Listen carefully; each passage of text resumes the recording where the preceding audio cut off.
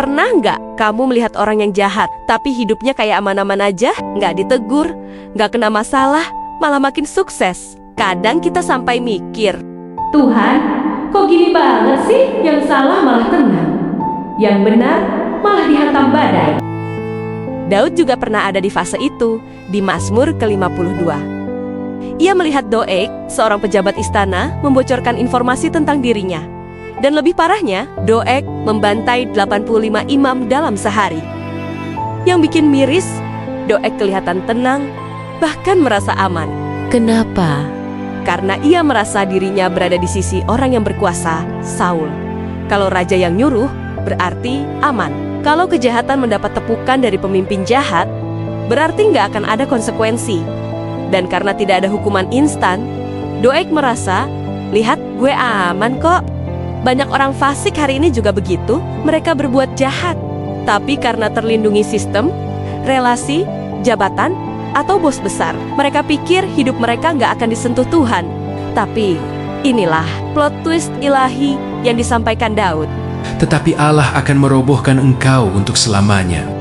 Doeg dan Saul pikir mereka tidak tersentuh, tapi Tuhan selalu punya garis akhir untuk setiap manusia. Dan inilah bagian paling pahit sekaligus paling adil dari cerita itu.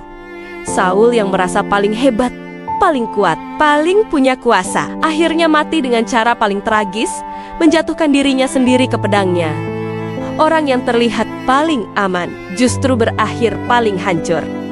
Di sisi lain, Daud yang dikejar, dikhianati, difitnah, berkata, Tetapi aku ini seperti pohon zaitun yang menghijau di dalam rumah Allah. Aku percaya akan kasih setia Allah untuk seterusnya dan selamanya. Dan benar, Daud yang dikejar-kejar itu naik tahta dan berdiri kokoh. Doeg lenyap dari panggung sejarah.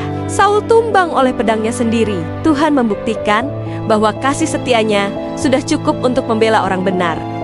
Kalau hari ini kamu lihat orang-orang jahat kok kayak aman, jangan iri, jangan kecil hati. Tuhan gak pernah tutup mata. Kesabarannya bukan berarti keadilannya berhenti.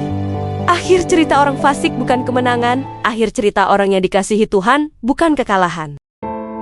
Tuhan, ajar kami tetap percaya, meskipun kami melihat orang fasik seolah-olah berjaya. Teguhkan hati kami untuk tetap hidup benar. Lindungi kami seperti pohon zaitun yang menghijau dalam rumah-Mu, dan biarlah kasih setiamu yang memegang akhir dari setiap cerita hidup kami.